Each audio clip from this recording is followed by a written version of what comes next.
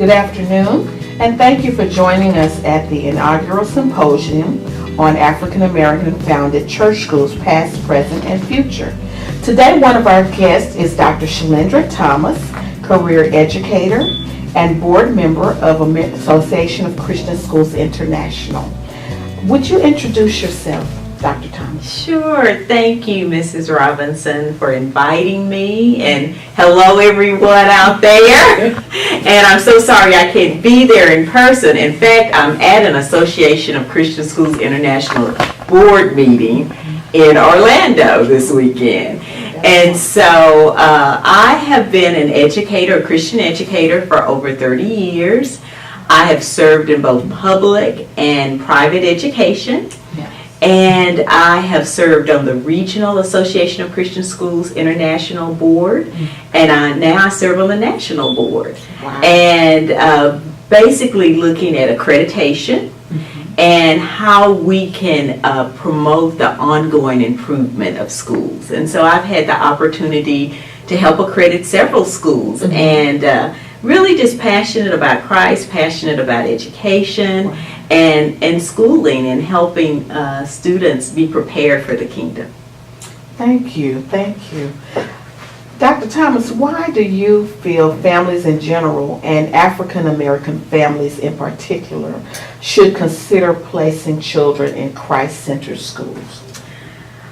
In Deuteronomy, it talks about parents being over the children in every way and in training them.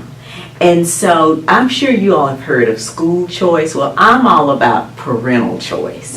And I am not against public schools. In fact, I'm a proud product of Dallas Public Schools. And so, but I'm about parents looking at that child. God has already placed a gift in that child. Yes. And it's up to parents to help nurture that gift.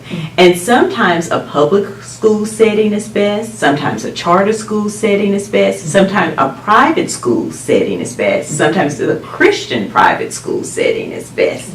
And so I'm for the parent making that decision for their child, and I'm definitely a proponent of Christian education if the parents feel like that's best for their child.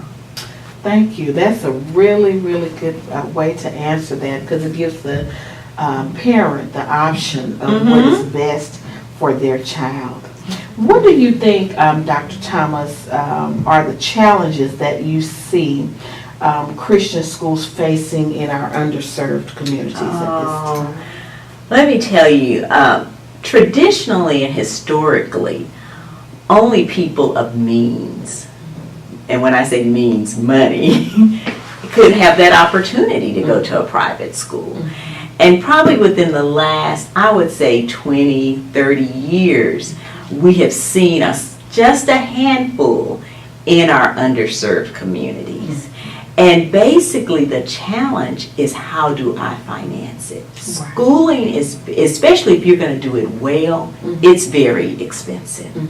And so a lot of times we just have not had the funds or the backing in some of our underserved communities to build the private Christian schools that our kids so desperately need. Sometimes children need that, just that backing of a church or a spiritual family in the community, the spiritual community, to help them academically. And but money is a big hindrance.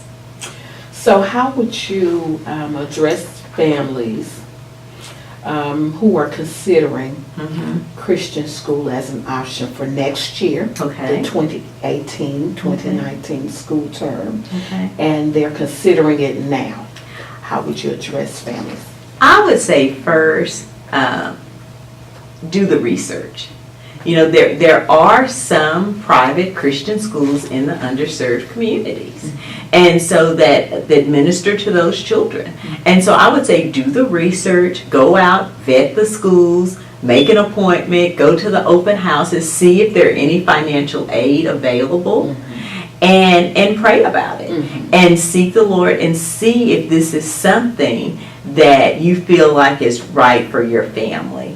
And don't give up continue to pursue it, because if God has laid that on your heart, He's going to open a door for you. Amen. And so continue to pursue it. Amen.